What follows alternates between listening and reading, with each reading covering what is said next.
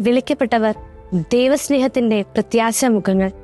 ദൈവവിളിയുടെ വിവിധ ഘട്ടങ്ങളായ ആസ്പിരൻസി, പോസ്റ്റലൻസി, നോവിഷ്യൻ, ജൂനിയറേറ്റ് എന്നിവയിലൂടെ കടന്നുപോയിക്കൊണ്ട് സഭയുടെ നാളെയുടെ പ്രത്യാശയായി ദൈവവിളിയിൽ ഞങ്ങൾ അനുദിനം വളരുന്നു.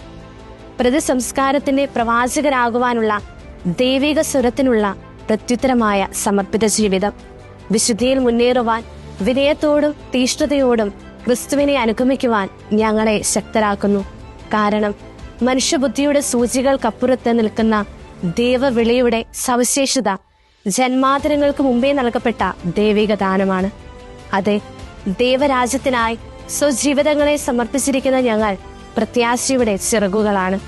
ഞങ്ങൾ ഓരോരുത്തരും ദൈവത്തിന്റെ സ്വരത്തിന് ആമേൻ പറഞ്ഞവർ.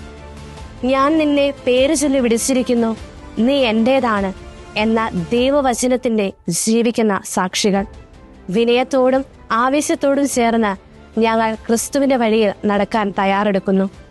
വിശുദ്ധ വിൻസെന്റ് പോളിന്റെ ചൈതന്യത്തിൽ പ്രചോദിതരായി സ്നേഹത്തിലും സേവനത്തിലും ദൈവരാജ്യത്തിനായി ജീവിതം സമർപ്പിക്കാൻ വന്നവർ. ഇന്ന് ഞങ്ങൾ പ്രത്യാശയുടെ ചിറകുകളാണ്. ദൈവസ്നേഹം ഇന്നും ജീവിച്ച് പ്രവർത്തിക്കുന്നു എന്നതിന്റെ ദൃശ്യസാക്ഷ്യം ഞങ്ങളിലൂടെ സഭയ്ക്കും സമൂഹത്തിനും ദൈവം പുതുജീവനെയും പുതുചൈതന്യത്തെയും പകരുന്നു. പ്രതീക്ഷയുടെ പുലരിയായി, ദൈവകൃപയുടെ നാളെയായി.